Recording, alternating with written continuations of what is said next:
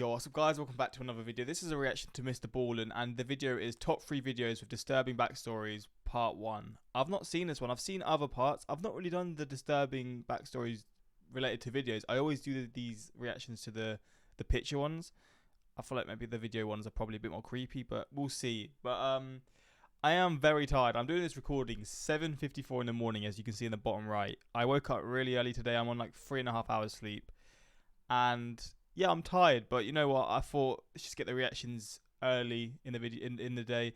It's kind of weird doing a creepy slash, I don't know if it's gonna be scary, but just a creepy type reaction this early in the morning. Usually I'll do it a bit later, but yeah, early reactions for me are definitely the best because I don't know, I just enjoy doing it earlier, and I don't have to worry about like later when I've not got videos done, because I usually do videos at the start of the day. So when you see my reactions, I've recorded them way earlier, but you're watching the reaction obviously the time you watch it. But yeah, we're going to check this out. Hopefully going to enjoy. Links are in the description to my Patreon.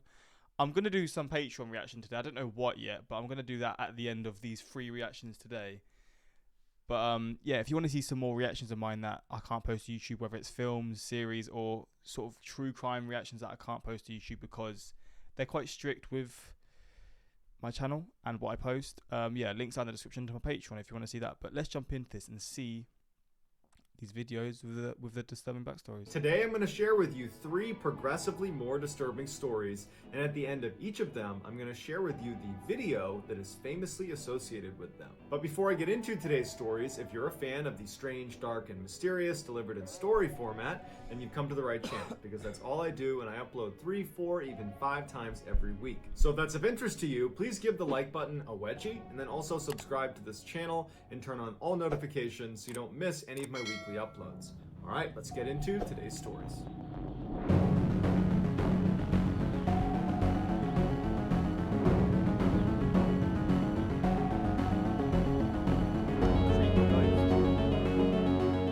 In July of 2016, a woman living in Chicago, Illinois named Jordan Baranskis opened her eyes and realized she had fallen asleep on the couch the night before. She looked up and the TV was still on, and then she looked down at the other section of the couch and her boyfriend Matt was also asleep on the couch. As much as she wanted to keep sleeping alongside her boyfriend, she had work that day, so she stood up, turned the TV off, and made her way upstairs to get ready. As soon as she got upstairs, the first thing she did is go into her bedroom and get her purse that she left on the foot of her bed. But when she got in the room, her purse wasn't there. So she leaves her bedroom and she starts searching all the rooms upstairs, and she can't find her purse. And she's thinking to herself, I'm certain I had it the night before. I remember rifling through my purse before going downstairs and starting to fold laundry before ultimately falling asleep on the couch. So after spending about 15 minutes looking for the purse unsuccessfully, and now she's starting to stress because she's going to be late for work because she can't find her purse, she goes downstairs and she wakes Matt up and says, hey, I gotta find my purse. I thought I left it upstairs. Apparently I didn't. Can you help me look for it? Matt rolls over. He doesn't really want to get up because he's pretty tired and he doesn't have.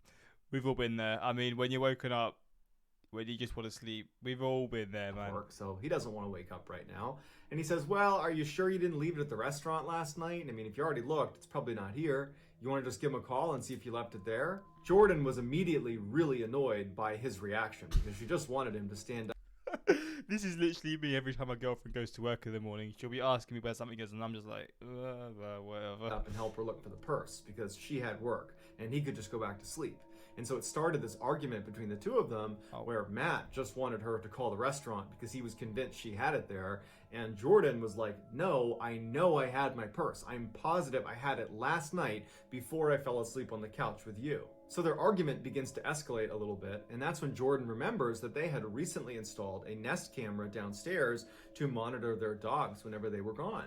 And she thought, we can just look at the footage on the Nest camera, we can see me walking into the apartment, and I will either have or not have my purse in my hand. And so Jordan opens up her app and she calls Matt over, and they go back to the night before, right before they left for the restaurant. She's got her purse in hand, they leave the front door, and then several hours go by and they come back in, and very clearly Jordan has her purse in her hand. And Jordan turns to Matt and says, told you so. And Matt's like, okay, fine, let me help you look. And as they're about to put the app down, she realizes on the Nest camera timeline that motion was detected at 3:30 in the morning when they were both clearly asleep on the couch. And so she calls Matt back over and says, here, look, there's motion detected at 3:30 in the morning. And they hit play. After the couple had fallen asleep on the Oh god, I don't want to see this. Unless it says ghost. Unless it's not actually ghost and someone robs them. couch with the TV on, a hooded figure emerges from their upstairs Oh.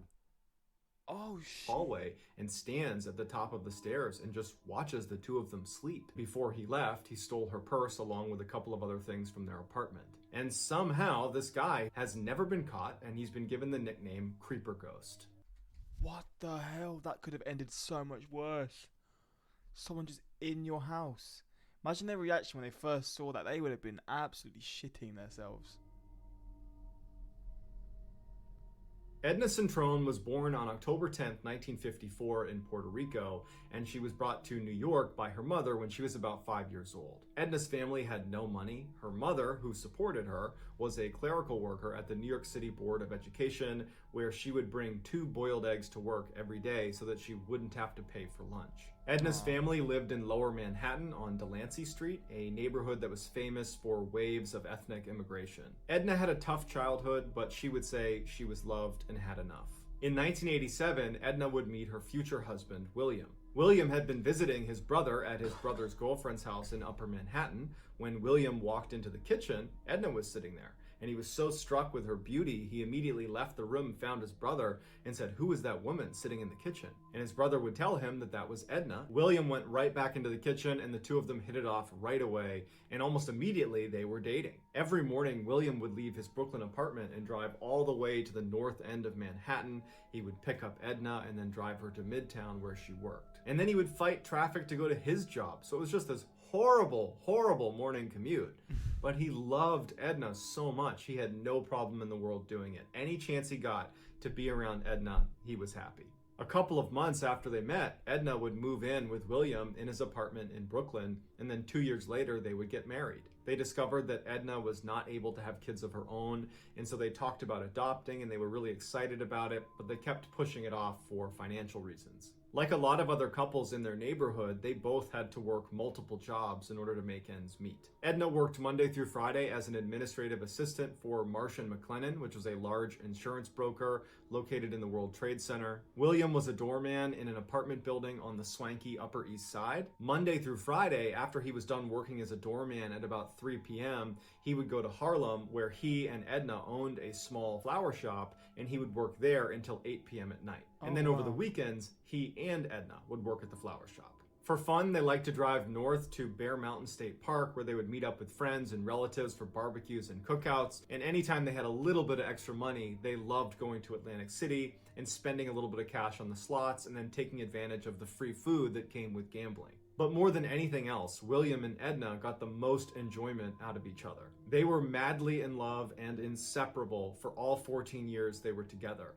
That even on their worst days, when they came home and things just weren't right, they would always sit down together and they would eat their favorite ice cream and watch their favorite TV show together. On September 11th, 2001, William dropped Edna off at the World Trade Center where she worked. She made her way up to the 93rd floor of the North Tower where Marsh & McLennan was. She took her seat at her desk and began the day like any other day. At 8:46 a.m. that morning, a plane that had been hijacked by Al-Qaeda terrorists intentionally flew into the North Tower, crashing into floors 93 through 99. Everyone on board the plane and hundreds of people inside the towers where it was struck were killed instantly. Edna survived the initial crash, but she, like everybody else who was at floor 92 and up inside the North Tower on 9/11, were all trapped. Shortly after the crash, a cameraman on the ground was filming the impact site on the side of the World Trade Center, and they inadvertently captured Edna Centrone coming to the edge, clutching onto a metal girder, and she appears to be waving as if she's hoping someone is going to come up here and save her.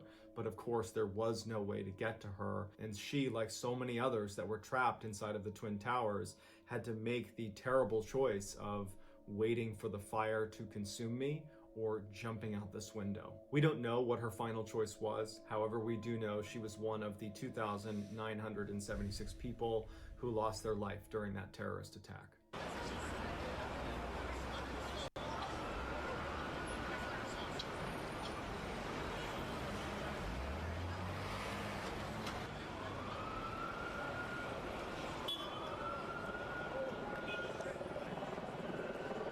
So that's her.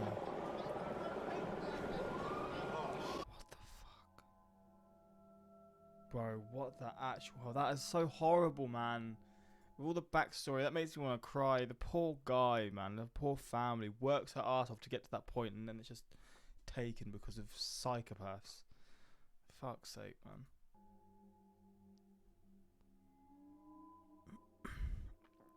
On September 22nd, 2006, 16-year-old Cassie Jo Stoddart was house-sitting for her aunt and uncle. Cassie was very responsible, and so her aunt and uncle didn't just trust her to house-sit, they also regularly asked her to babysit their son. During this particular house-sitting weekend, Casey had invited her boyfriend, Matt Beckham, over to the residence to watch a movie with her. She had also invited two other friends named Brian Draper and Tori Adamczyk, who were classmates of her and Matt's. And so while the four teens are watching this movie, Brian and Tori kind of awkwardly stand up and announce to the other two that they don't want to watch a movie on the TV, they want to go watch a movie in the movie theater, and they promptly leave. Cassie and Matt thought it was a little bit odd that they would come over here specifically to watch a movie with them, only to say, we don't want to watch a movie with you guys, we want to watch it in the theater, but they didn't think much of it and they stayed to finish the movie. Unbeknownst to Cassie and Matt, when Brian and Tori left, they actually looped around to the back of the residence and unlocked the basement door so they could quietly re-enter later. Because these boys had been planning to do something absolutely horrible to Cassie, and they planned on doing it that night. Brian and Tori idolized serial killers. When Brian and Tori happened to watch... Idolizing serial killers is you're mental. You're actually just seriously ill, man. How can you idolize... Well, I mean, obviously it's people like this who are just crazed individuals, but if you idolize a serial killer, well, like, what is going on in your life? I can understand the interest in true crime and stuff. I'm interested in it. It's fascinating how people can do certain things, but idolizing it, you're mad. The movie Scream together, which is a popular horror movie where this masked villain sneaks into teenagers' homes and terrorizes them. They decided that that would be the way they gained infamy. They would reenact the murder scenes from the movie Scream, but in real life. Shortly after this revelation, they begin filming themselves as they come up with their big plan of how they're going to break into someone's home and what they're going to do to them. And at some point on camera, they would say that they've identified their first victim, and it's going to be Cassie Jo Stoddart. They just needed to wait for a time when she was going to be alone. And when they found out she was going to be house sitting over that weekend in September for her aunt and uncle, they put their plan into motion. But when they showed up and Matt Beckham was there, Cassie's boyfriend, it kind of screwed up their plan. And so that's why Brian and Tori had stood up and said they were going to go watch a movie at the movie theater, because what they really wanted to do was come back later when Matt wasn't there anymore so they could attack Cassie. So Brian and Tori leave, and they do go to the movie theater, and they do buy tickets because they figure this is a great opportunity to create a solid alibi for themselves. But they don't stick around for the movie. They get back in their car, and they drive around and film themselves excitedly talking about how great it's going to be when Cassie's all alone and they can attack her. After a couple of hours of driving around, they can't wait any longer, and they figure that Matt must be gone by now. They park at the end of the street, they get out, they put on their masks and their gloves, and they sneak around to the side of the house where there was that open door that Brian had left. They open it up and then go inside of the residence where Cassie was, and they can hear upstairs that Matt is still there.